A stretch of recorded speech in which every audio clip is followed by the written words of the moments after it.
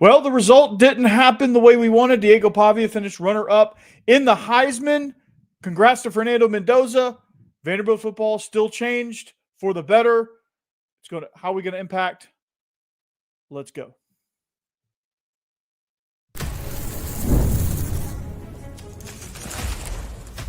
You are Locked On Vandy, your daily podcast on the Vanderbilt Commodores, part of the Locked On Podcast Network, your team every day.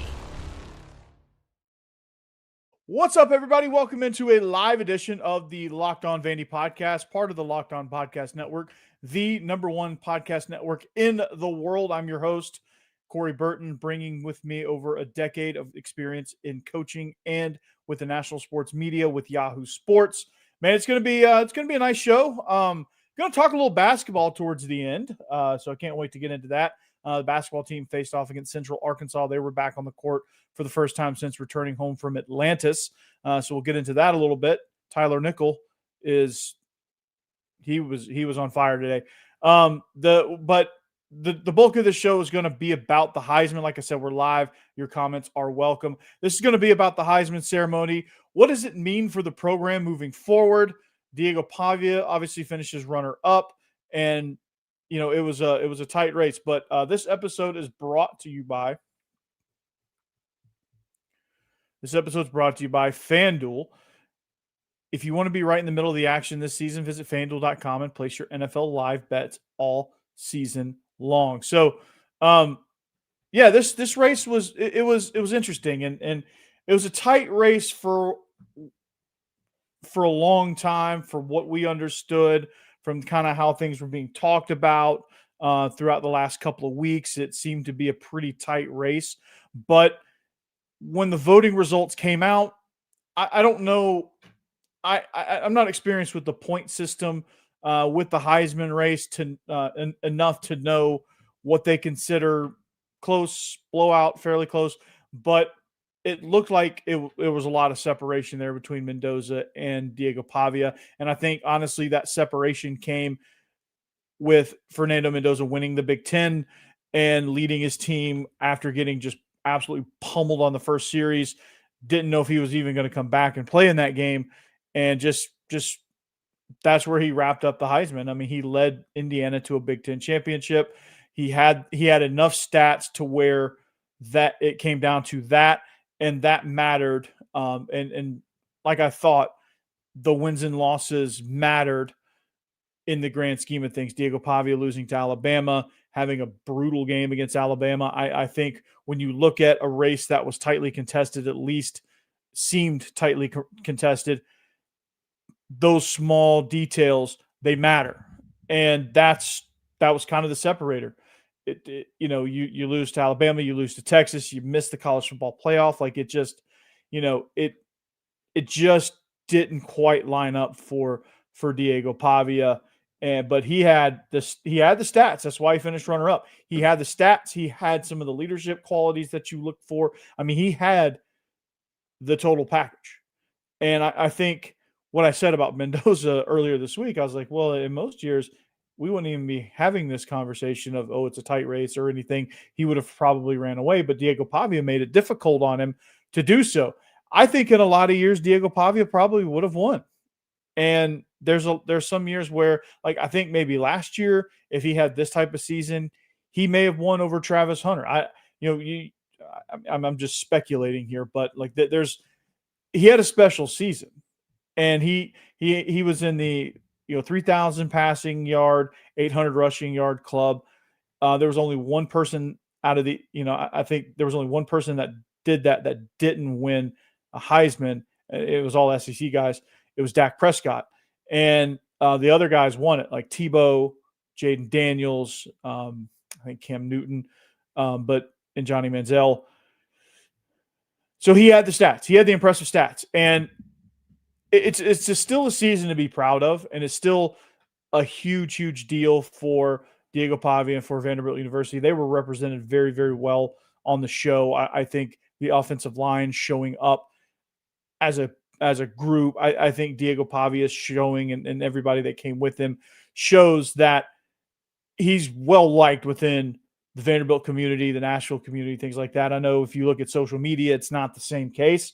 If you look at social media, there's a lot of happy people that Fernando Mendoza won, not because they like Fernando Mendoza, but because they hate Diego Pavia so much, which I guess hate rooting for a candidate is an interesting way of going about things. But I guess if you hate somebody, you hate somebody. I don't think I've ever hated anybody that bad where I'm like, I hope he doesn't win, and then just rejoices that that person didn't win. Like, okay, like there's been plenty of rival teams candidates that have been up there, and there's been plenty of people that I'm like, I don't prefer him to win. I prefer this guy to win. And if it doesn't come out that way, it's not a big deal. But there's a lot of people just like hate rooting for Fernando Mendoza, which, to have that kind of hatred in your heart, I don't think is very healthy. But whether you love the guy, whether you hate the guy, whatever your opinion of the guy is, it's just, if you want Mendoza to win, that's fine. And he absolutely deserved it. I will say that. Fernando Mendoza absolutely deserved it. Diego Pavia absolutely deserved it. I think all four candidates, you could have made a case for all of them. This was a good. A lot of people are saying this is the worst class ever. I think it was a really good class. I think it was just, I think Jeremiah Love, what he did for the running back position, I think him being a finalist was great. I think Julian Sayin, was the best passer, in college football. He just didn't have, the same accolades as Diego and Fernando. Obviously Fernando leading Indiana to a Big Ten championship, which they didn't do a year ago. He came into a team that already had made the playoff, but it was, he elevated that to the next level. They're 13-0 Big Ten champs. That played a huge part. So, and I think had Diego won, you could have said, yeah, he definitely deserved it too, because of the numbers he put up in the SEC at Vanderbilt, leading Vanderbilt to their best season ever at 10-2, just shy of the college football playoff, and was a committee vote away from being in the field. I think there were some things at play there that, had things gone a little bit differently, had you got an upset or two, they needed some help. But again, this was a special season for Pavia, and it was a Heisman worthy season, and he finished just short, and that's okay. I mean, it's, I think when you look at how things shook out, that would have been awesome to have the Heisman Trophy in Nashville. It would have been awesome for, it would have been even more awesome for recruiting. But I think just him being there and him finishing second even, I think speaks volumes. And I think with Jared Curtis, I think he saw that, and I think he saw the development, and I think he saw what happened, and he was able to foresee in the future, hey, if Diego can do this, I can do this, and I want to be a part of what's going on here at Nashville. And and the playing time thing, I think, played a big part, because he wanted a chance to play early, and he's certainly going to get that if he wins the QB race, which he's an early enrollee, so he'll have every shot. But it's also the culture. It's also what's building here. It's also the things that he wants to be a part of. It's still in the foundational phases of Vanderbilt being a pretty good program. So Diego in the Heisman race, I think, sets the stage for, hey, Jared Curtis is like, you know what? He was a runner-up. I'm going to win it. I'm going to be the hometown kid, and I'm going to be the one that brings this trophy to Nashville and to West End. So that played a huge part into it. So congratulations for Diego.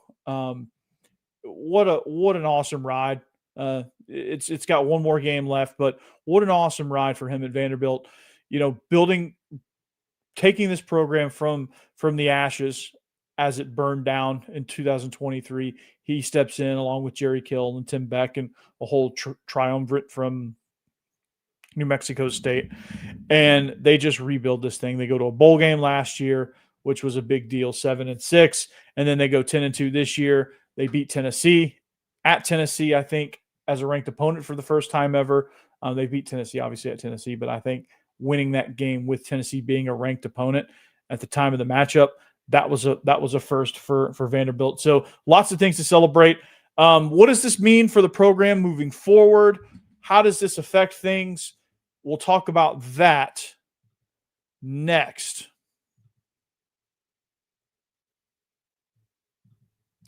First, I want to talk about Rugiet Ready, because let's talk about something men don't bring up, but absolutely should. Stress from work, money, life. It just doesn't switch off at night. And when it shows up at the worst possible time, Rugiet Ready is designed to help you take back control. Rugiet Ready is the next generation prescription treatment created to support both brain and the body, so you can feel present, confident, and ready when the moment matters. Rugiet Ready combines 3 clinically proven ingredients in one mint that dissolves under your tongue so it absorbs fast. The science behind Rugiet Ready stands out: 3 clinically proven ingredients in one formula designed for both mental and physical readiness. You connect with a board-certified doctor online, and everything ships discreetly to your door. It's easy to understand why over 150,000 men have already made the switch. Most men are ready in about 15 minutes on average, so you can stay present, confident, and in control when the moment's right. So if you've been thinking about taking the next step, now's the time. Head to rugiet.com/lockedoncollege. That's rugiet.com/lockedoncollege to get 15% off your order for a limited time. Rugiet Ready. Feel present, feel confident, feel ready. All right, FanDuel. NFL Sundays, they move fast. One big play, and suddenly everything feels different. That's what makes live betting with FanDuel so exciting. You're not just watching the game, you're reacting to it in real time. And speaking of watching things in real time, as you're watching this, it's 24-3 in the LA Bowl. Washington has a massive advantage. You can maybe bet on Boise to make a comeback. Yeah, you can get some pretty good odds on that. I don't know if it'll happen, but hey, live betting is there, and live betting is best when the game starts to shift. A receiver gets hot, defense tightens up, or momentum flips after a turnover. FanDuel lets you jump into the moment. Live spreads and money lines adjust instantly. Player props update as guys heat up, and you can bet the next touchdown scorers, drive results, totals, and more. It keeps you locked into every snap, every drive, every possibility. So if you want to be right in the middle of the action this season, visit FanDuel.com and place your NFL live bets this season, all season long. FanDuel, the game moves fast, and so can you.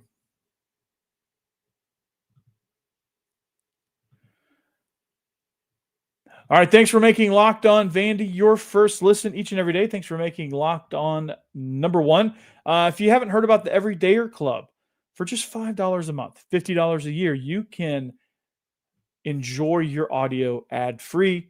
You can get access to a members-only Discord server where you can chat with fans and hosts and everybody from around the Locked On stratosphere, including just this show. And you get so many other benefits. And it's just basically doing what you do, but you're getting to enjoy a few extra perks like the ad-free stuff with no interruptions and the members-only Discord access. So make sure you check that out. And if that interests you, if that piques your interest, you can go to this website right here, or you can go to lockedonvandy.supercast.com. The link will be in the show notes at the conclusion of this stream. So the Heisman Trophy, Diego finishes as the Heisman runner-up. What a run for him. And it's, it's something that, as you look at it, and there's some feedback on the internet saying that Diego got robbed and Vandy got disrespected again and all of that stuff. And, I if I wanted views and clicks and all that stuff, I could be disingenuous and sit up here and pound the table and say, oh, yeah, we got disrespected and all that stuff. I don't firmly believe that. I think Diego took it as far as he could, and he finished short of the votes to win. What mattered in this particular race was that the voters decided that it went beyond statistics, because I think the stats were even enough for them to say, okay, what's going to separate Mendoza and Pavia? Well, Mendoza played an extra game, the Big Ten Championship. He won it. They're 13-0. They're the number one seed in the college football playoff. Kirk Cignetti was two-time National AP Coach of the Year, things like that. So they took all that into account, which that was going to be the reason Mendoza won. Because if they looked at pure stats, I think Diego had the edge. I think if they looked at some of the other things, Diego had a slight edge. But what the voters looked at was, hey, this guy's a Big Ten champ. This guy, did all that. So that's, again, it's it's it is what it is. It doesn't make what was a really, really magical, outstanding run for Diego Pavia. It doesn't make that any less than what it was.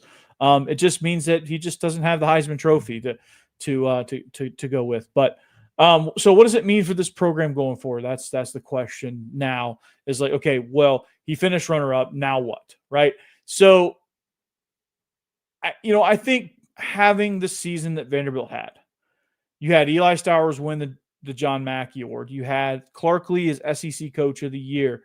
You had also Eli Stowers winning the academic Heisman. Diego Pavia, SEC Offensive Player of the Year. Him and Eli were both first-team All-SEC. It was a laundry list of honors.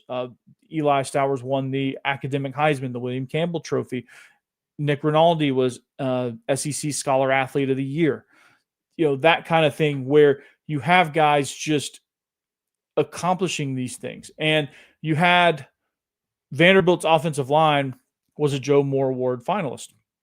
And it was a group that is they just took pride in like, hey, we're a, I don't want to say ragtag because that's not the right description, but it was a group of guys that were paired together in January out of the portal. You had one guy coming back. You had Chase Mitchell, that came back. Cade McConnell, sort of. He wasn't really a starter. He was kind of jumping around between tackle and guard, and he didn't really have a home yet. So you had those two guys, really. One guy is a starter. One guy is kind of like a rotational guy, spot starter. And you had to piece together this offensive line. And the number one criticism was like, well, this offensive line is going to suck. They're going to be terrible. It's going to be a rough year for Vanderbilt. They're going to come crashing back down to earth. Diego's going to have a horrible year. They can't throw to anybody, and here we go. It's just like, okay, Vanderbilt's going to be back to being Vanderbilt. 7-6 season was great and all, but it's back to 2-10, 3-9, and Clark Lee's probably going to get fired. It just, the bowl game just delayed the inevitable. Those were the storylines. And the fact that all of this happened, and imagine trying to recruit in all of that. That's why I think you flipped a 5-star quarterback and you still finished 30th in the national rankings, last in the SEC in recruiting rankings. I think it's because you were still trying to recruit amongst all of that noise. Because most of the recruiting that was done for the 26 class was done when all of that was being talked about. When Vandy wasn't really for real yet. And people didn't really believe in what this group was capable of. And some of these recruits saw the vision, but a lot of them were just kind of skeptical and wait and see and that kind of thing. They stepped foot on campus. A lot of the commits happened in June during camp season, so that was good. But it was just a tough, to me, it was, these transitional type classes are very tough to recruit because you're still recruiting amongst all this noise. So the fact that they got the guys that they got was incredible. And a lot of the better players that they got, a lot of the higher, well, I say better players, but a lot of the higher ranked players that they got was towards the end of the cycle. And they got those guys because now the vision came to life. And at that point, some guys committed, and it was like, they were like 6-2, 7-2, 8-2, and there was some promise there. And they were like, okay, I see the vision. And then of course the big domino fell.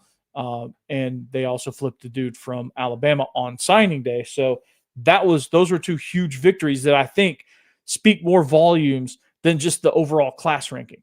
Like, I think you got to look beyond the numbers with that. And you got to see, okay, well, you have a Heisman finalist, you have a 10-2 season, you were in the college football playoff conversation. You didn't make it, but you were in the conversation. And you could possibly spark some change in the system because of what happened this season. Because I think not only Vanderbilt, but Notre Dame, BYU, Texas, even Utah, I think that sparks change for like, okay, we've got to be able to ensure that we get more teams, deserving teams into the field. Teams that, and when I say deserving, teams that you could point to and say, could they make a run? Yes. And I don't know what they're going to do with the G5 field. I've always been let them have their own tournament. I think a G5 tournament would absolutely rip. It would absolutely crush the ratings because you put that tournament on Tuesday and Wednesday where they already own the airspace from like mid-October on.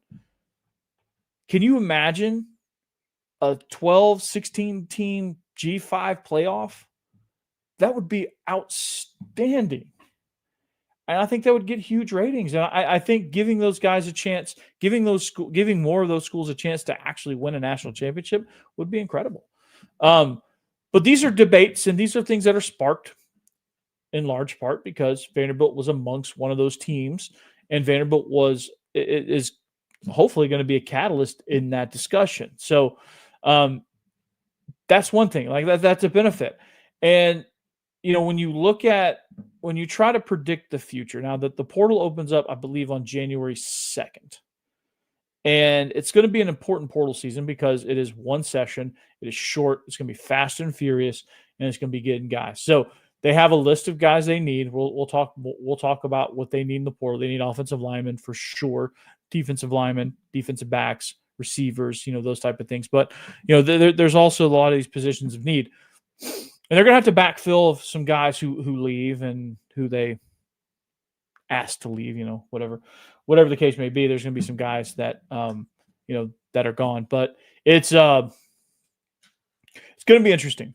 But I think on the heels of a 10-2 season with a Heisman finalist and a bunch of guys that won some awards, and a lot of big key wins, I think portal guys are going to see that, hey, Vanderbilt's going to pay because they can, and they're actually good.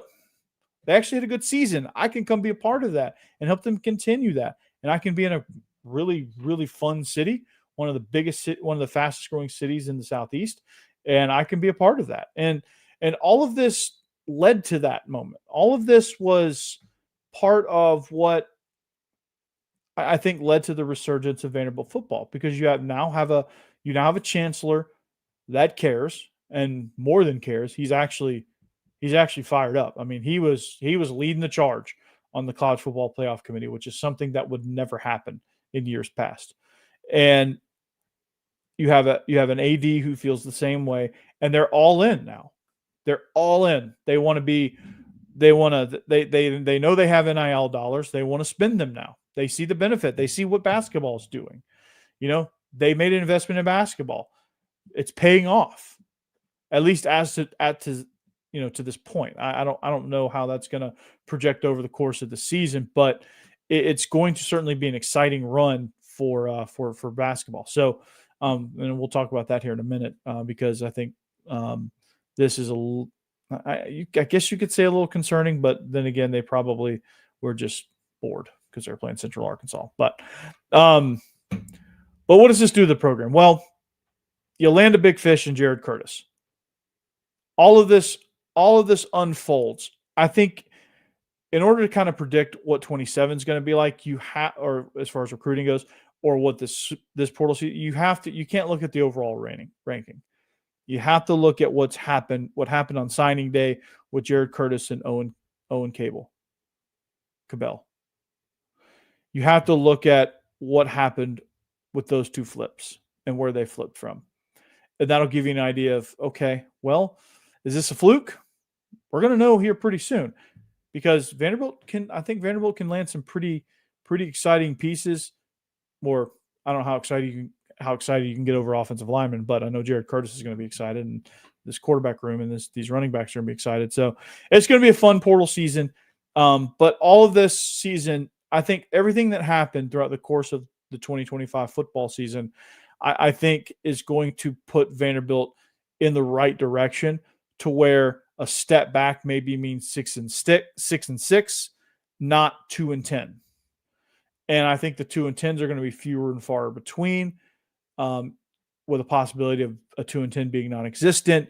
You're going to be a regular bowl participant, with like once every 4 years being a college football playoff contender, and then you just move in that direction from there. So that's kind of the trajectory that Vanderbilt's on. I think you have to make a bowl game or better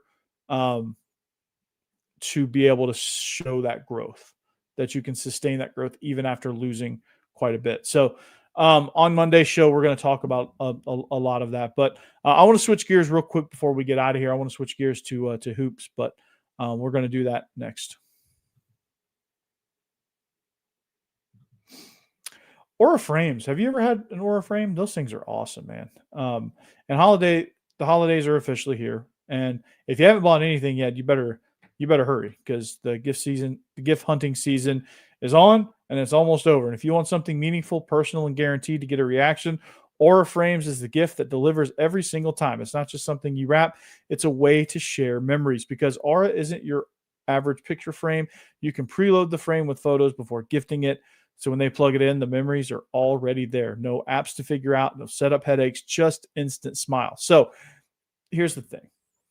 I have one. I got one as a gift, and it sits in my classroom. And it's got probably 200 pictures on it. It's got family pictures, some school pictures. It's just an outstanding thing. It sits on my bookshelf behind my desk, and it's something that everyone oohs and ahs over every time they walk in the room.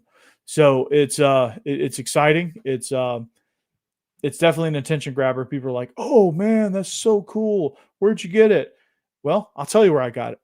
For a limited time, you can save on the perfect gift by visiting auraframes.com to get $35 off Aura's best-selling Carver matte frames, named #1 by Wirecutter, by using promo code COLLEGE at checkout. That's auraframes.com, promo code COLLEGE.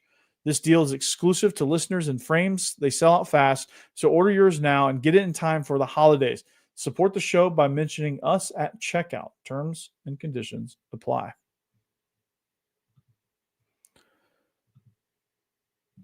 Welcome back. Thanks for making Locked On Vandy your #1 listen. Thank you for making Locked On #1 in all the world. But interesting Heisman night. Fernando Mendoza beats out Diego Pavia, Jeremiah Love, Julian Sayin to win the Heisman Trophy, and again, much deserved for Fernando Mendoza. Much deserved there. Big Ten champ, 13-0, #1 seed. I certainly has the accolades. I will give credit where credit is due. I know I made the case for Diego all week. He had a legitimate shot, and I truly believe that. I think his accolades were good enough, but they weren't. In the end, it became more than just stats. Some years it's stats, some years it's not. This year, when all things were considered, the votes swayed in favor of a conference championship, #1 seed, 13-0 record. It just couldn't be overlooked. And quite frankly, I can't blame the voters there. I don't think Diego got screwed because he didn't lose to some 7-5 stat monger, whatever you want to say. He lost to a conference champion who had, fairly even stats. I mean, Diego had better just raw stats, but I think, I don't know. I thought Mendoza, I thought he deserved it. He was a worthy recipient. So I want to talk about basketball. I want to talk about the season that the men's team is absolutely having, and they are tremendous right now. And I know my man Paul D said that they struggled in the second half. They stunk it up in the second half. Paul D, I'm about to investigate why. I was watching the Heisman stuff, so I honestly didn't watch most of the second half, if any. But it was interesting nonetheless. And this team, though, I think can be very exciting. I think when you look at how, when you look finished out last year and the improvements they needed to make and all the things they did in the transfer portal, I just think that you have to sit back and just admire what this team has been doing. So, you have to look and you have to be able to say, okay, well, this group they're just a tremendous group of basketball players, and you can't fault them for that. And the fact that they stunk it up is something that, again, you look at and say, okay, well, what is stinking it up? Well, luckily it's not conference play. That's for sure. And luckily it is, luckily it is still non-conference, and luckily it is not something that you're overly worried about. But Tyler Nickel is a name that I saw pop up quite a bit in the highlights. When I was watching, it just seemed like he was just making shot after shot after shot, and that's exciting. And that's something that you like to see. 30 points, 83-72. Not the final that you were hoping for, not the separation at least. But again, I just felt like you get out to a huge lead in the first half, and you just kind of, I think they were just kind of bored, honestly. It just looked like it was, just looked like they were just kind of playing. They were rusty, things like that. But Tyler Tanner is going to be a dude, man. He's going to be scary in conference play. He had 12 points, 9 rebounds, 7 assists, almost not far from a triple double. Jalen Washington had 12, 7 boards. Devin McLaughlin had 10 rebounds. Vanderbilt shot 42% from the field, 29% on threes, and they were 82% from the free throw line. So, on the 3-pointers, I think, and I said this a year ago, you're going to go hot and cold on 3-pointers, which means if you're a team that lives and dies by 3-pointers, you're going to live and die by the ebbs and flows of your percentages. And to be a successful team, you can't. And I know everyone in this era of basketball wants to just sit back there and launch threes, but realistically, you just can't do that.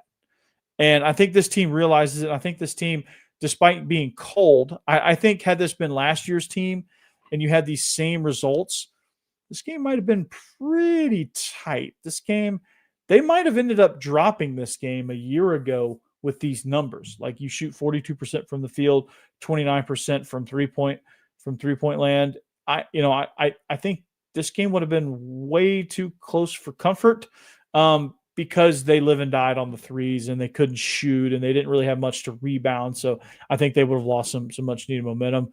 But the fact that they have presence in the paint and have guys to get rebounds and second chance shots and things like that, giving guys a chance to create, I think is a big deal for this team. But Central Arkansas, they're going to be a good team. I think, and they do some things well. They're scrappy. They can shoot it. They can, again, it's just a team that I think is going to do very, very well in their conference. I wouldn't be surprised if they did. So, they looked impressive today, and, Vanderbilt played down a little bit, just being rusty and kind of not really enthusiastic about it. And it just led to 83-72. And I think it speaks volumes that Vanderbilt can have, as Paul D said, they can stink it up in the second half and still win by 11 points. Most teams stink it up in the second half, don't win by 11 points. So stinking it up and winning by 11, I think is a very, very good judge as to where this team actually is. And that's a testament to Mark Byington. That's a testament to the Vanderbilt administration buying into participating in the transfer portal, participating in NIL, getting legitimate dudes on this roster. Duke Miles, Tyler Tanner coming back, making sure he gets taken care of, getting McLaughlin some help with Jalen Washington, freeing up some opportunities for Tyler Nickel to where he can do what he does best. And he did what he does best. He scored 30 points, and he was knocking down shots from the outside. So overall, not the result you want on a single given game, but again, nothing that I think you should be worried about. I think you're on the cusp of conference play. You just came off a tournament victory in Atlantis. You had a couple tournaments there, a couple bigger marquee tournaments in the early season, and it just, you had a break, and it was probably it was probably a distracted crowd. A lot of them went to Nate Bargatze, and a lot of them were probably staying home watching the Heisman stuff. And it's a football town. It's a football-minded town, and it will always be a football town, because that's just what's king in the SEC, honestly, is football. even though basketball won the national championship for this conference, I still think football's king. So anytime there's something big related to football, that's probably going to win out, honestly. And like it, don't like it, indifferent, whatever. It's just what it is. So, but anyway, I hope you guys enjoyed. Again, congrats to Diego for being invited and being a Heisman and finishing even runner-up. That's a huge deal in and of itself, win or not. I think the fact that he's there representing Vanderbilt and everyone seeing the brand on that stage was incredible. Seeing the turnout with Coach Lee and the offensive line and the teammates was huge. The support was there. The result didn't quite happen, but a deserving guy got it. And, happy for Fernando Mendoza. Would have been absolutely awesome if Diego Pavia won it, but he didn't. And now we got to see what benefits there are with this and just move forward with next year's team. Put an exclamation point with the Reliaquest Bowl and make a statement there, put a bow on this season, and move on to next year and start a new era at the quarterback position. And we'll see where it goes. But until next time, Monday's show should be pretty exciting. More bowl talk, probably some basketball stuff, some transfer portal things as that starts to unfold, and much more all week and for the rest of this month on through the portal season. It'll be should be pretty exciting as everything unfolds. But until next time, make sure if you want to join the Everydayers Club, now is a good time. It's worth it, man. It really is. And I got a question. Did Locked On Vandy make your Spotify Wrapped? Prove it on social media to secure a free month of our brand new Everydayer Club. Just tag our National Locked On Podcast Network account to any social platform, and we'll drop you a code. Be one of the first to join the Everydayer Club to get your favorite show ad-free and exclusive access to the members-only Discord channel. For those of you on video, we send you to the first ever 24/7 National Locked On Podcast Network YouTube channel. On audio, make sure you make your second listen Locked On SEC with Chris Gordy. But until next time, anchor down. Peace.